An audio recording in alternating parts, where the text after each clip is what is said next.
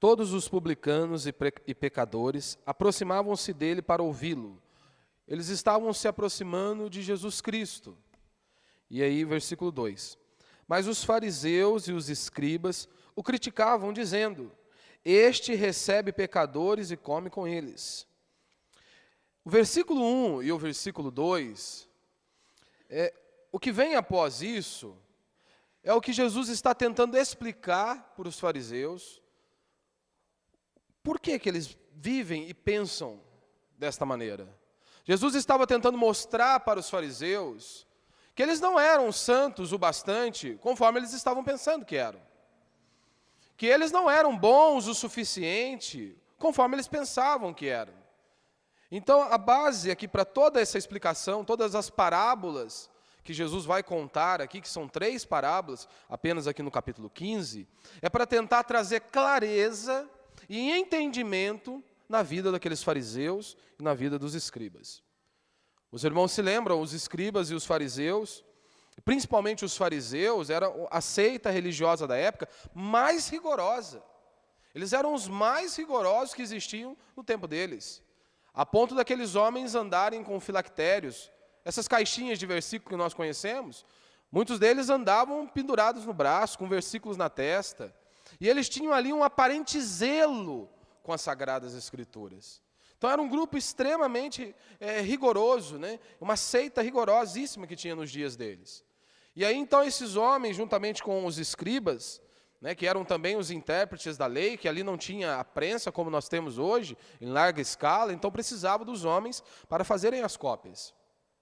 Então basicamente nós estamos falando ali de líderes religiosos, vamos dizer os pastores da época. E esses homens, quando eles olhavam para Jesus, eles ficavam indignados. Como que esse homem, que se diz ser Deus, está se assentando com os pecadores, está comendo com os pecadores? E a ideia aqui não é que era apenas algo daquele momento, uma circunstância isolada, no qual os pecadores e os publicanos chegaram diante dele. Não é essa a ideia. A ideia é de que isso acontecia constantemente, como nós podemos ver inúmeras vezes nos relatos aqui da Escritura. Então, Jesus ele conta 3 parábolas para tentar mostrar para os fariseus que eles estavam errados. Tanto os fariseus, quanto os escribas e os seus seguidores. E aí, então, nós vamos para a primeira parábola. Versículo 3. Então, contou-lhes esta parábola. Qual de vós, possuindo 100 ovelhas e perdendo uma delas, não deixa as 99 no campo e não vai atrás da que se perdeu, até encontrá-la? E aqui eu vou explicar, né, daqui a pouco.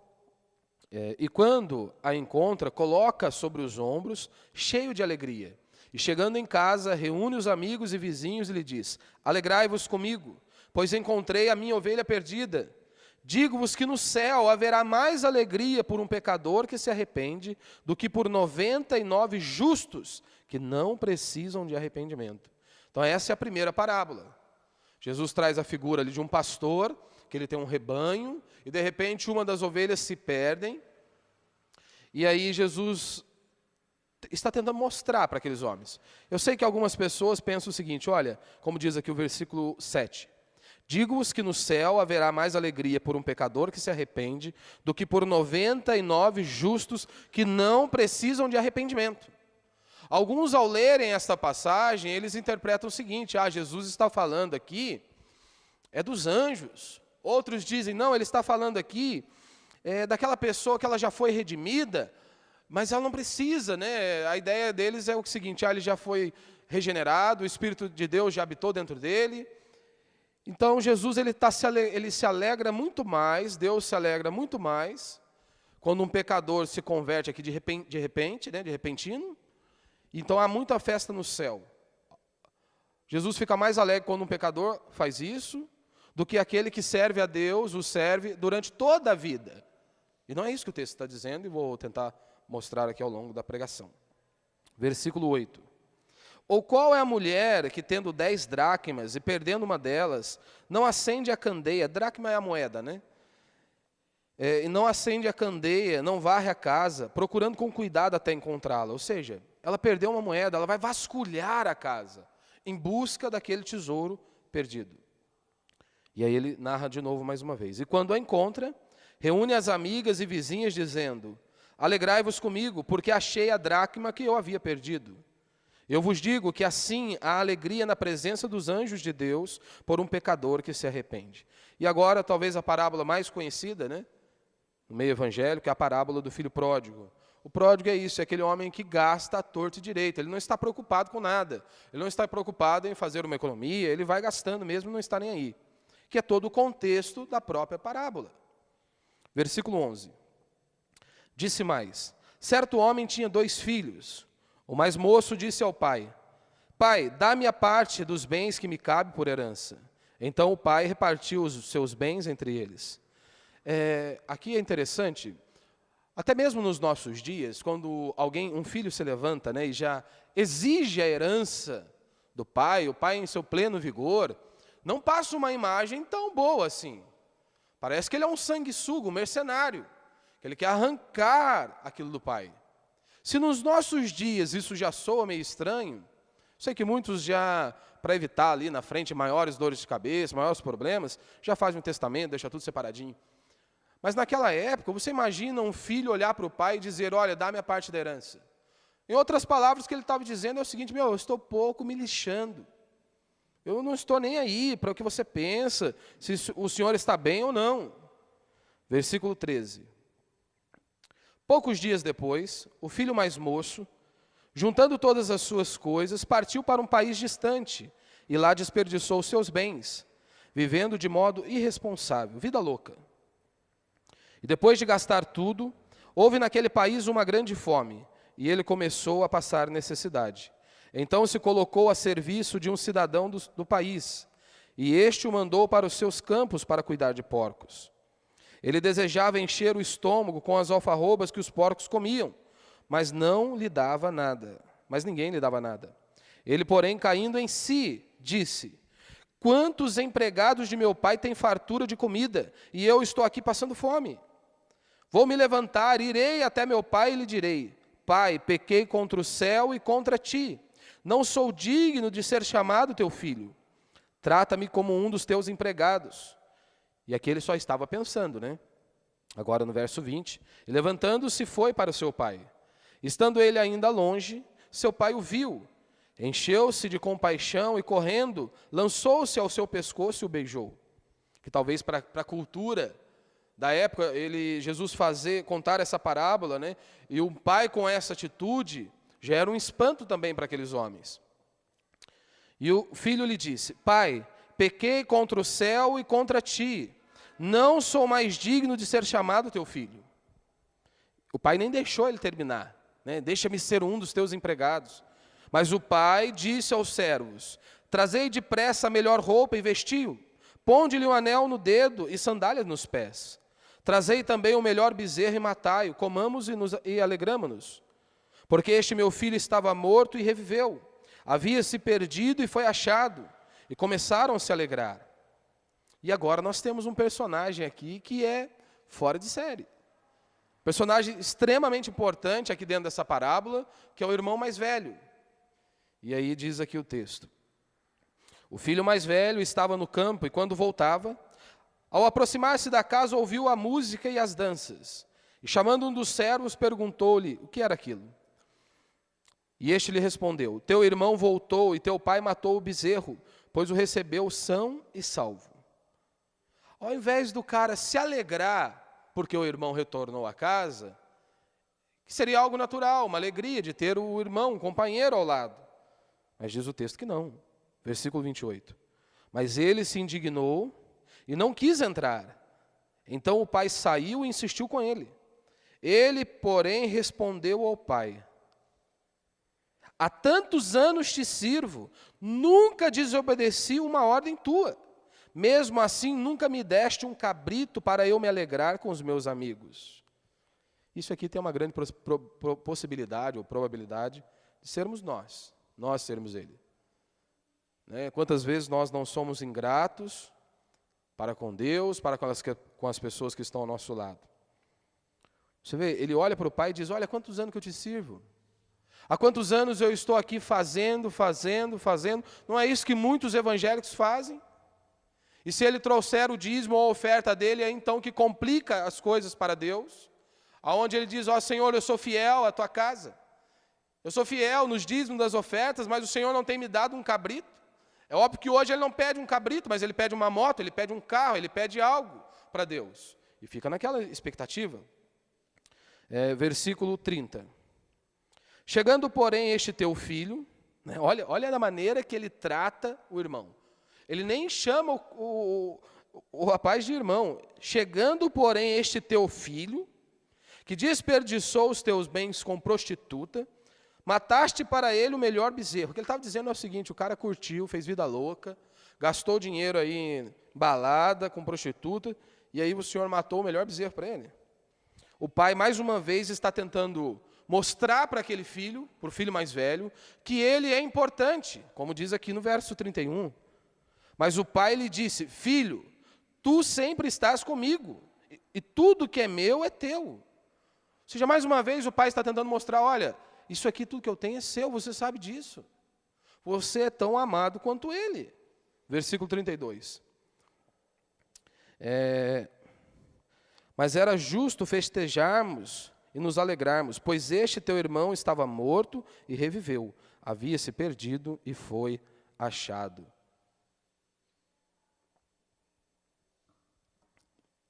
Então você vê que o pai tenta mais uma vez mostrar, né, que o filho mais velho é importante, assim também como o mais novo é importante. Então, as três parábolas aqui de Lucas 15, ela tem um tema central, se você analisar as três parábolas, que é o quê? O anelante amor do pai pelos perdidos. Você percebe claramente aqui o amor do pai pelos perdidos. Ou seja, você tem ali um pastor que ele busca a ovelha que se perdera. Você tem a mulher que vasculha cuidadosamente até achar a moeda que se perdera. Você tem ali o coração do pai que se aflige pelo filho que se perdera. Então esse é o tema central da parábola. E aí nós vemos ali então o amor do pai para com os perdidos. E Jesus então tentando mais uma vez mostrar ao longo dessas três parábolas para os fariseus o quão equivocados eles estavam. Que eles não eram superiores aos publicanos, aos pecadores. Porque era isso que eles se achavam. Eles achavam que eram justos. Ou seja, que eles poderiam por si só serem salvos. Então o versículo 1 e o versículo 2 nos dá a base para Jesus explicar tudo isso aí. Após ele olhar e as pessoas o indagarem, questionarem acerca dessa posição dele. Quem era o publicano da época? O publicano ele era o cobrador de imposto. Hoje nós não temos essa necessidade de ter um cara à nossa porta cobrando o imposto. Nós já somos roubados em todos os lugares. É de forma automática. Você paga o imposto em tudo que você compra. Mas naquela época tinha um cara específico a isso. Então tente visualizar na época daqueles judeus. Eles estão ali sobre o governo, sobre o poderio do Império Romano. E ali você tinha os publicanos, de uma forma geral, que eram comissionados direto ali do Império Romano. E aí em cada lugarzinho eles levantavam um publicano ali daquele próprio povo, ou seja, eles pegavam um judeu, no caso que eles haviam dominado, e eles selecionavam uma pessoa ali para também ser um publicano. Por que os fariseus ficavam tão indignados ao olhar para um publicano? Porque você imagina, você está naqueles dias ali, você viu o quanto que o seu povo sofreu, muitos foram maltratados, muitos foram mortos pelo Império Romano, e de repente o seu vizinho ele se levanta para defender a causa daqueles opressores. Então o fariseu ele olhava para esse publicano, tanto o fariseu quanto o escriba, eles entendiam que esses homens extorquiam as pessoas, que eles eram um bando de traidores. Ou seja, eles estavam traindo as pessoas. Porque na maioria das vezes, esse publicano que era levantado em meio ao povo, ele se envolvia em corrupção. Ou seja, ele acabava cobrando mais do que ele deveria cobrar. Ou seja, ele tentava se enriquecer às custas dos outros. E isso nós podemos perceber quando João Batista é indagado por um dos publicanos, e eles perguntam a João o que eles deveriam fazer. João responde o seguinte, olha, vocês devem começar devolvendo aquilo que vocês cobram em excesso. E aí então nós vemos aqui o publicano mencionado num só tempo com os pecadores. Ou seja, todas as demais pessoas de má reputação, eles estão no mesmo nível ali. E os pecadores, é óbvio ali, os judeus que não submetiam à lei, não submetiam às tradições dos anciãos, eles eram proscritos de Israel.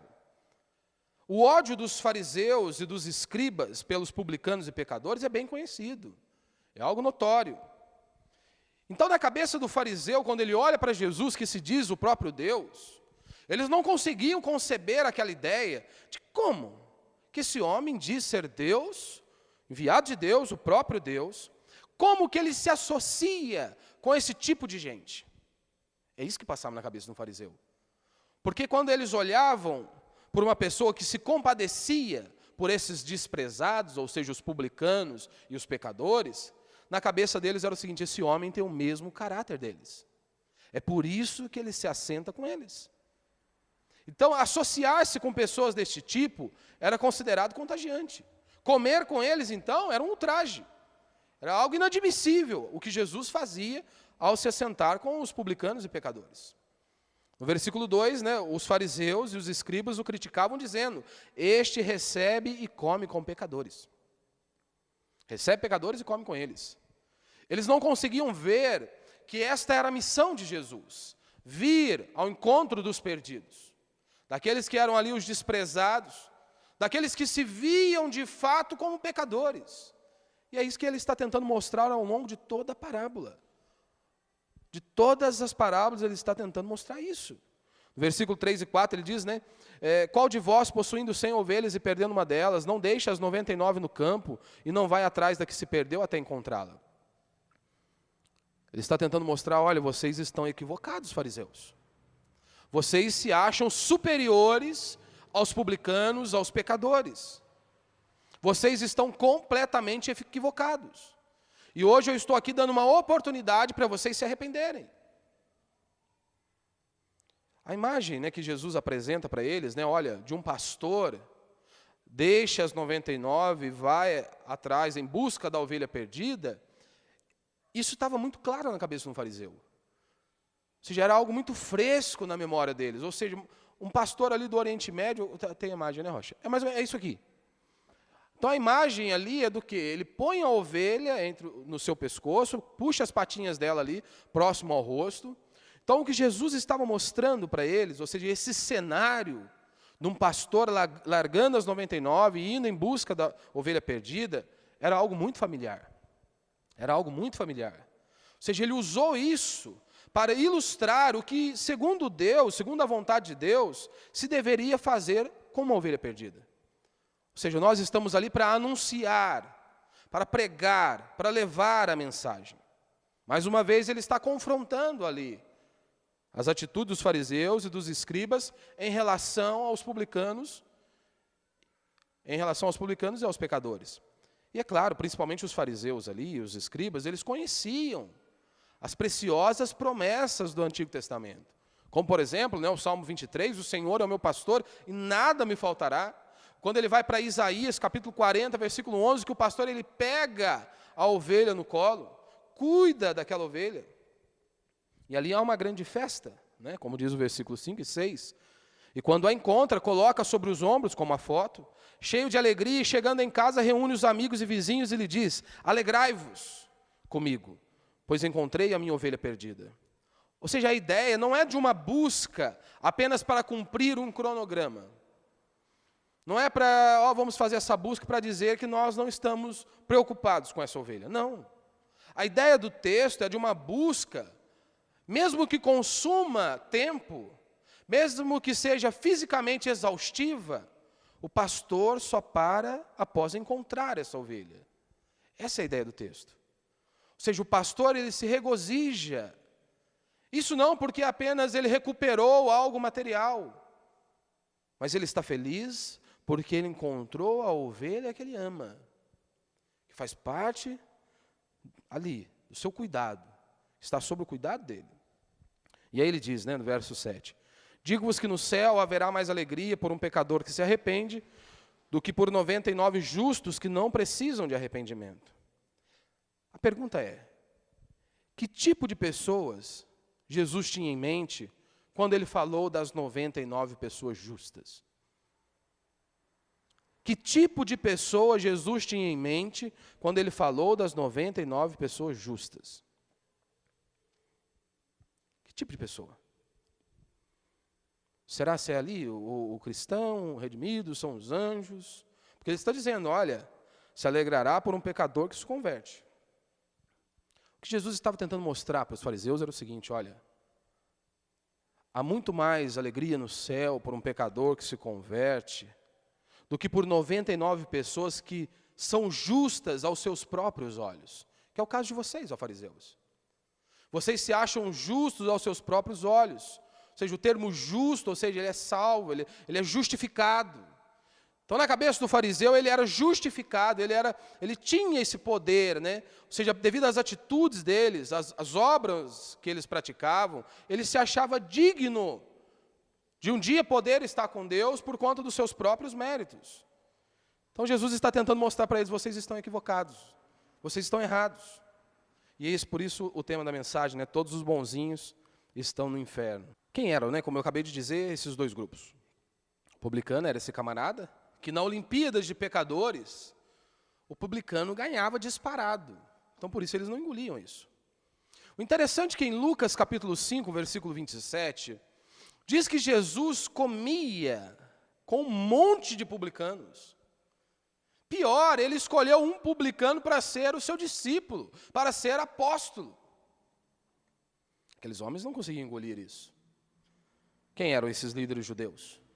Vocês se lembram? Quando eles querem falar com Pilatos, eles não entram, lá como diz lá em João, capítulo 18, eles não se achegam ali na casa de Pilatos, porque eles achavam que iriam se contaminar ao estarem ali.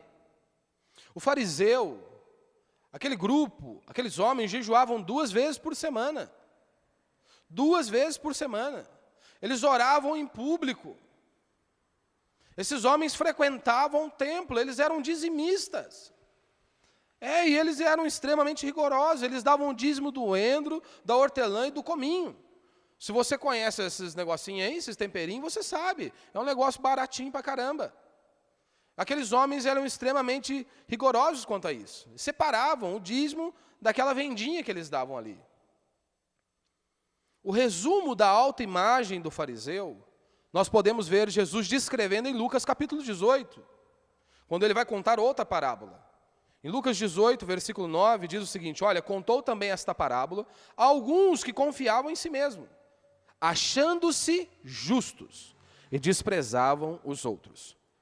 Esta é a imagem, a autoimagem do fariseu, e Jesus a descreve em Lucas capítulo 18, versículo 9 em diante. Você se lembra desta parábola? Que 2 subiram para orar. De repente você tem um publicano e um fariseu orando. O fariseu, ele ora, diz o texto, de si para si mesmo. Olha que loucura. Ele está dizendo, olha, obrigado, Senhor, porque eu não sou como esse pecador. Eu não sou ladrão. Eu não sou adúltero, eu não sou isso, eu não sou aquilo. Eu oro, eu faço isso, faço aquilo. Diz o texto, então, que o publicano nem sequer levanta os olhos ao céu para orar.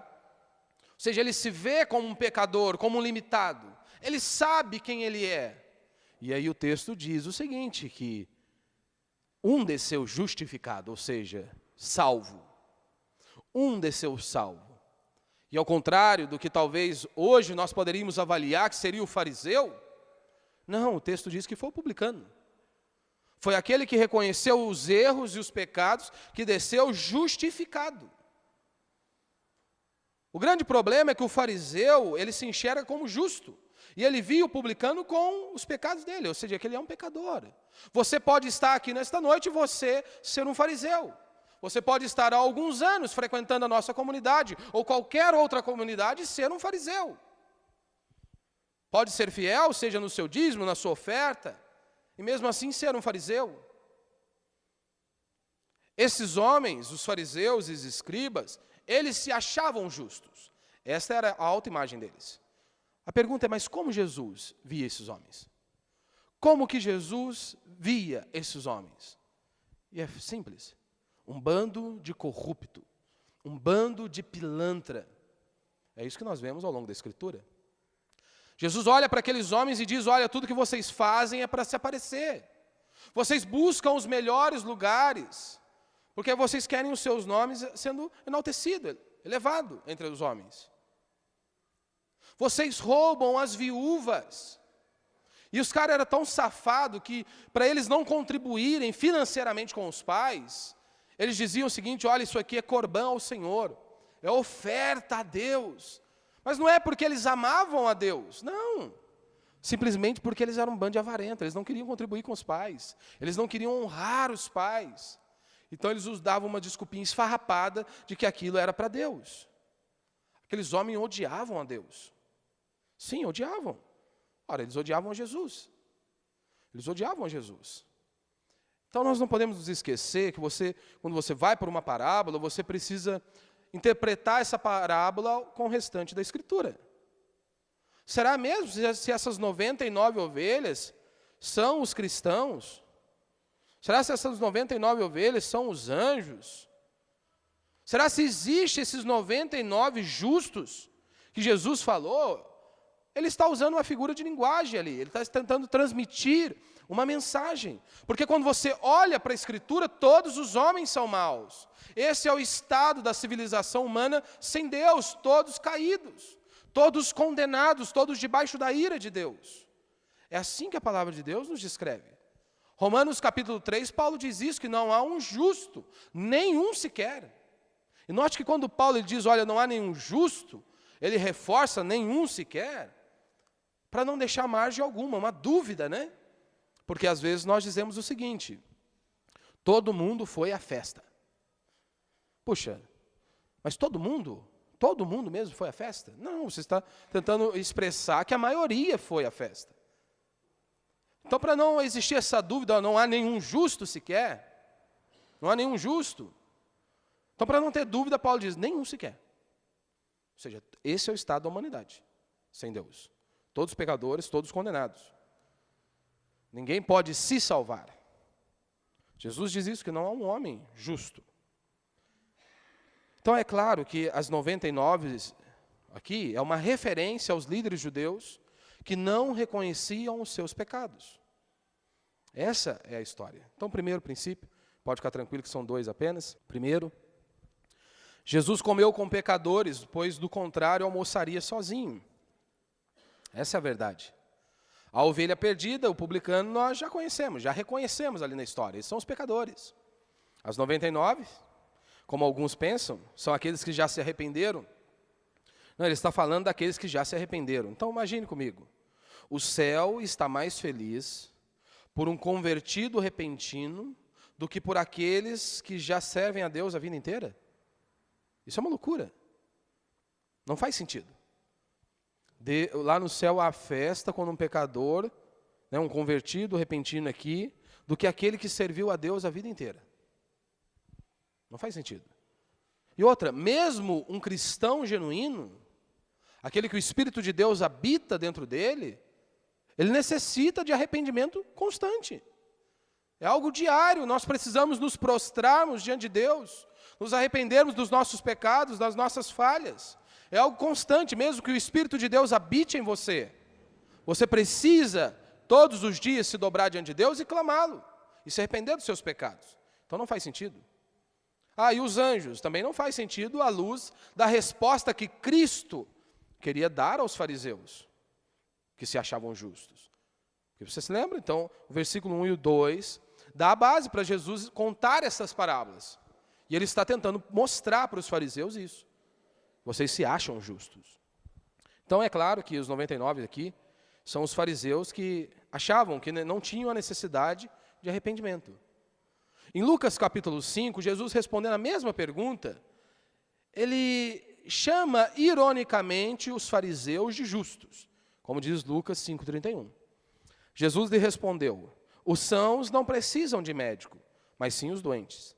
Eu não vim chamar os justos ao arrependimento, mas os pecadores. Ou seja, ele chama ironicamente os fariseus de justos. Ironicamente.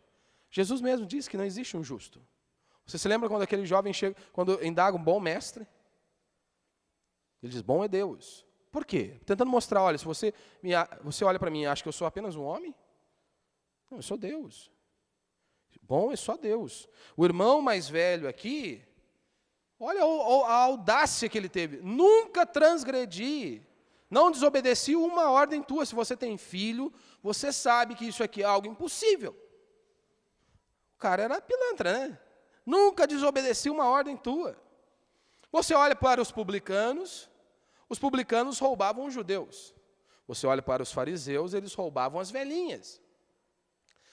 Você olha para os pecadores e talvez eles haviam assassinado pessoas. Mas você olha para os fariseus e eles estavam prestes a assassinar a Cristo. Eles estavam prestes a matar o próprio Deus. Romanos 3,9, Paulo diz, pois já demonstramos que tanto judeus como gregos estão debaixo do pecado. Todos estão debaixo do pecado.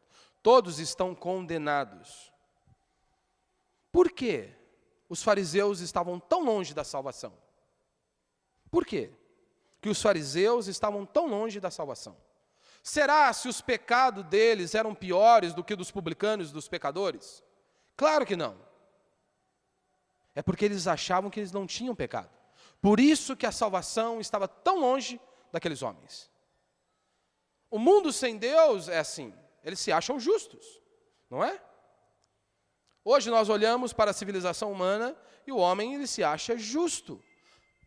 Por quê? Ele tem o mesmo motivo do fariseu. Ele se acha bom o suficiente.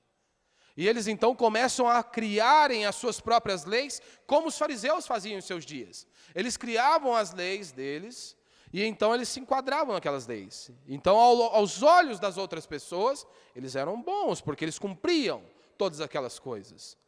Romanos 10,3 diz isso. Pois não reconhecendo a justiça de Deus e procurando estabelecer a sua própria, não se sujeitaram à justiça de Deus. Os homens são assim. Eles se acham bons o bastante. Como o jornalista entrevistando um jogador de futebol, ele olha para aquele jogador e diz, bom garoto. Bom garoto. Quando ele diz bom garoto, é porque ele já estabeleceu um critério. Ele já estabeleceu as regras dele. E é assim que muitos de nós também fazemos. Talvez com um ranço lá de trás, carregando alguns princípios lá de trás. Mas o grande problema é que eu e você não estabelecemos leis. Nós não somos Deus, é Deus quem estabelece leis. Então eu não posso dizer que aos meus olhos fulano é bom. É aos olhos de Deus, é de acordo com o que a Escritura nos ensina. E quando esse jornalista ele olha para aquele jogador e diz, bom garoto, ele estabeleceu um padrão, ele tem uma lei. E não é esse padrão que o mundo segue? Por uma pessoa ser considerada boa aos olhos deste mundo, como é? Como que é? É aquele cara que talvez nunca cometeu um homicídio, nunca roubou ninguém, ele é um trabalhador, ele é honesto. Então as pessoas olham para ele e dizem, você é bom. Você é bom. Mas não é isso que a Escritura nos ensina. Se eu olho e eu acho isso, eu sou um fariseu. Se você olha e acha isso, você é um fariseu. Você faz a própria lei. Os homens, eles tentam achar justificativo para os isentarem. Isso começa com Adão e Eva. Você se lembra? Quando eles caem, Deus vai até Adão, Adão tenta se esconder de Deus, louco, né? Tenta se esconder de Deus. Aí então ele nem coloca a culpa em Eva, a princípio. Mas ele olha para Deus e diz, a mulher que tu me deste. Ou seja, Senhor, estava tudo tranquilo até esse exato momento, mas o Senhor me deu essa mulher. Em resumo, a culpa é tua, Senhor. Se algo deu errado, a culpa é do Senhor. Se nós olharmos para uma prostituta, ela pode dizer o seguinte, se você estivesse no meu lugar, você faria a mesma coisa. Porque se eu não fizesse o que eu estou fazendo, talvez eu morreria de fome. Os homens tentam arrumar justificativas para os isentarem. Mas a moralidade cristã é totalmente diferente. A moralidade cristã diga, olha, faça o certo, mesmo que isso lhe custe tudo.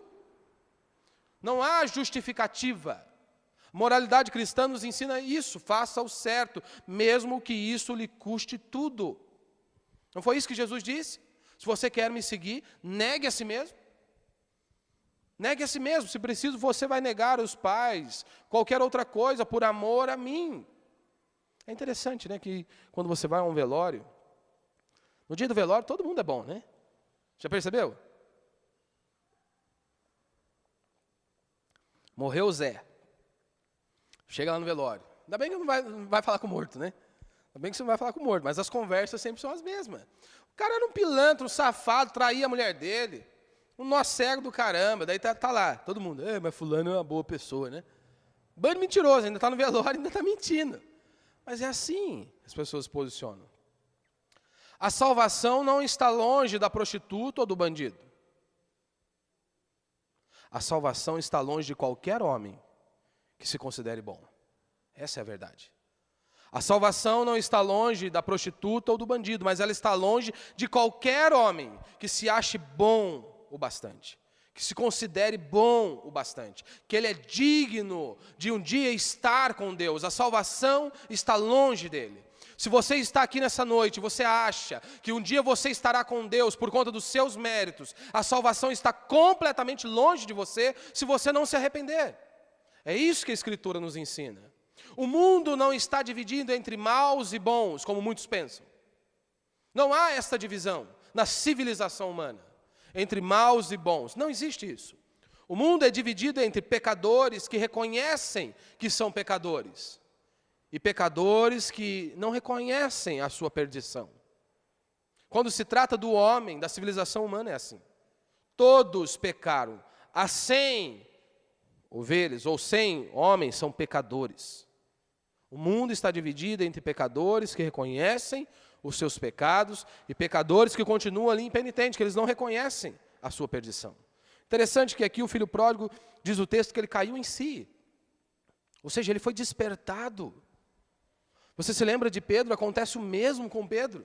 Jesus já havia o advertido que ele iria o trair, iria o negá-lo. Então, quando o galo canta, a consciência de Pedro grita dentro dele. Ou seja, eu sou um traidor. Eu sou um traidor. Cair em si é ter essa consciência despertada. Cair em si é enxergar aquilo que está na cara, que nós não conseguimos ver. Ou seja, ele foi despertado. E é disso que nós precisamos. A consciência de que nós pecamos contra o céu. A consciência de que nós temos pecado contra Deus. Por isso que é tão importante você frequentar um local onde eles têm um prestígio, é uma igreja que é comprometida com a palavra de Deus. Porque é por meio desta pregação, desta palavra, que nós somos confrontados, e isso vai gerar mudança em nós. Porque se você frequenta uma igreja onde o pastor é moderninho, onde toda a estrutura, a igreja em si, ela é moderninha, você nunca vai ser confrontado acerca dos seus pecados. Porque é isso que acontece. Às vezes ela está ali, uma roupa totalmente curta. A Bíblia ela leva a Bíblia ao culto não para ler a Bíblia, mas é para tampar que talvez a saia está curta demais, ou o vestido é curto demais. E se ela frequenta uma comunidade onde não prega a palavra, o pastor já vai dar belos argumentos, que não importa a roupa que ela veste, que é o coração, que é por isso e por aquilo, eu sei disso. Ora, mas se nem a roupa consegue mudar, ora, há uma grande dúvida. Então, por isso que é tão importante, né, como uma vez o irmão entrando em uma de nossas igrejas, e ele chega ali todo em pecado, né, tendo uma vida louca ali antes, tendo relações sexuais ali antes do casamento, uma vida totalmente assim, depravada ali, e ele se achando o cara. Ele chega ao culto de cabeça erguida. E naquele dia, então, é exposto a palavra de Deus, é exposta a palavra de Deus. E aquela palavra, então, começa a confrontar aquele jovem casal. E ele dizendo, olha, após a pregação, que a vontade dele não era nem enfiar a cabeça no buraco, se houvesse a possibilidade, mas era de enfiar o corpo inteiro. Tamanha a vergonha que ele ficou ao ser confrontado à palavra de Deus, à luz da palavra de Deus. Porque é isso que vai nos transformar. Por isso que é tão importante nós estarmos num lugar que é comprometido com a palavra de Deus, que vai confrontar os nossos erros, as nossas falhas, e isso então nos leva ao arrependimento e mudança de vida. O caminho de volta para Deus não é de Santiago de Compostela, não é o Vale do Sal de algumas igrejas. O caminho de volta para Deus não é uma romaria onde você pode até romper o ligamento, mas você não rasga o coração. Esse não é o caminho de volta para Deus. O caminho de volta para Deus, a estrada que te leva de volta para Deus, é o arrependimento. É de você se dobrar diante de Deus, reconhecer os seus pecados, as suas falhas e clamar ao Senhor. Porque não se iluda, meu irmão. Talvez você pode estar aqui nessa noite e ser um fariseu. O fariseu, ele orava constantemente. O fariseu, ele jejuava constantemente. O fariseu dava o dízimo de tudo que ele possuía e estava indo para o inferno. É isso que Jesus está mostrando para eles. Então você pode estar aqui nessa noite, e se você for um fariseu, há uma grande possibilidade, e é certo, se você não se arrepender, de o seu destino é o tormento eterno. É isso que a Escritura ensina. Ou seja, se você acha que você vai para o céu por qualquer mérito seu, você é um fariseu. Se você acha que um dia você poderá estar com Cristo por conta de qualquer mérito seu, você é um fariseu. E você está condenado. Segundo, a festa da salvação. O fariseu murmurava, o irmão mais velho também murmurava, recusou-se até a participar da festa. Por quê? E ele diz, eu nunca desobedeci uma ordem tua. Nunca me deste um cabrito para festejar. Aqueles que se acham justos não participarão da festa da salvação. Aqueles que se acham justos não participarão da festa da salvação. Você quer uma dica para saber se você é um fariseu? É só nós pararmos e analisarmos. Se eu sempre estou chateado com as coisas, se eu sempre tenho dentro de mim que eu merecia algo mais, que eu merecia mais, seja de Deus, seja das pessoas, puxa, eu sou um fariseu. Quantos de nós que podemos orar assim, Senhor, eu sou fiel a Ti? Mas você não fala como o filho mais velho. Senhor, tu não me deste um cabrito. Você pode falar, Senhor, sou fiel a Ti, o Senhor não me dá uma moto, o Senhor não me dá um carro, o Senhor não me dá uma casa na praia. O que está acontecendo? Um pastor, ele pode dizer isso, Senhor, eu sou fiel a Ti. E olha o pilantra prosperando, olha o pilantra, a igreja dele avançando. Ora, a resposta de Deus é simplesmente uma, você era como ele. Se você é diferente, porque eu te transformei. Essa é a verdade. O mais velho, ele achava que merecia mais. O pródigo? Não, ele tinha noção de quem ele era. Tamanho o erro dele. Ele diz, eu não sou digno nem de ser chamado seu filho. Você acha que o pródigo fazia exigência? Claro que não. Mas para o ingrato, nada está bom. Para aquele que se acha merecedor de algo, digno de algo, nada está bom para ele. Nada está bom para ele. Deus não tem prazer nos que se acham justos. Deus não tem prazer naqueles que se acham justos. Eu sei, né, que aí no meio evangélico diz, Deus odeia o pecado e ama o pecador. Deus odeia o pecado e odeia o pecador. É isso que a Escritura diz. Não tem esse papinho com Deus. Deus odeia o pecado e ama o pecador. Não. Deus odeia o pecado e odeia o pecador. Deus ama o pecador arrependido. É esse que Deus ama. É aquele que reconhece os seus erros, as suas falhas, e então clama ao Senhor. Porque não adianta apenas você chorar. Muitas pessoas choram, mas isso não mostra que ela se arrependeu. Arrependimento nós vemos com a mudança de direção. É isso que nós vemos. Isso é arrependimento. É óbvio que você pode chorar, se quebrantar diante do Senhor, mas se não tiver uma clareza de que você mudou de direção, não adiantou nada, todo choro e toda lágrima, como nós vemos lá em Malaquias. Então, Deus, Ele ama o pecador arrependido. Ou seja, Deus diz, eu habito no alto e sublime trono, mas eu estou ali com um contrito e quebrantado de coração. É esse Deus que nós servimos. É esse Senhor que a Escritura nos apresenta. Então não importa o quão fundo você foi no pecado, sempre tem jeito para um pecador que se arrepende. Não importa quão fundo nós fomos no pecado, sempre tem jeito para aquele que se arrepende, para aquele que se prostra diante de Deus. Ou seja, a salvação é de graça, pois se ela fosse paga, ninguém seria salvo. Ninguém seria salvo. Jesus salvou os maus, pois do contrário Ele não salvaria ninguém. É isso que a Escritura nos mostra a todo instante. Ele salvou o mal, porque do contrário ele não salvaria ninguém. E isso nós não podemos nos vangloriar nenhum dia das nossas vidas. Se não fosse a graça de Deus, se não fosse o Espírito de Deus nos conduzindo ao arrependimento, como a Escritura nos ensina, nós nem sequer poderíamos estender as mãos a Ele. Mas às vezes nos achamos, né? Não, Deus acertou ao me escolher. Você já havia alguma coisa de bom em mim? Não havia nada de bom em mim e em você, o que diz a Escritura. E é isso que a Escritura nos ensina, e é isso que é a verdade, não importa o que eu e você achamos. Não importa qual que seja o padrão deste mundo. Mas nós, aos olhos de Deus, a Bíblia diz que todos nós, sem exceção, do mais novo ao mais velho, estamos condenados. Se não fosse pela graça de Deus, todos nós teríamos que chegar no inferno agradecendo, dizendo, Deus é justo. Ou seja, essa é a história do homem que se acha bom, que pode ser salvo com base em seu próprio mérito. Mais uma vez, esta é a história da civilização humana sem Deus. O homem se acha bom o suficiente. Somente por meio de um milagre, que podemos cair em si. Ou seja, somente por meio de um milagre que nós podemos ver os nossos pecados e buscarmos a Deus. Para encerrarmos, uma das lições ensinadas neste capítulo é seguramente esta: que sem conversão não há salvação. Sem conversão não há salvação. Se o homem não se arrepender dos seus pecados, se o homem não se dobrar diante de Deus, não há salvação. Nenhum de nós aqui podemos nos salvar por conta dos nossos próprios méritos. Sei que às vezes carregamos, né? Ensinos lá de trás. Você não é salvo pelas boas obras, mas você foi salvo para fazer boas obras. Diferente, completamente diferente, não é só um trocadilho, não.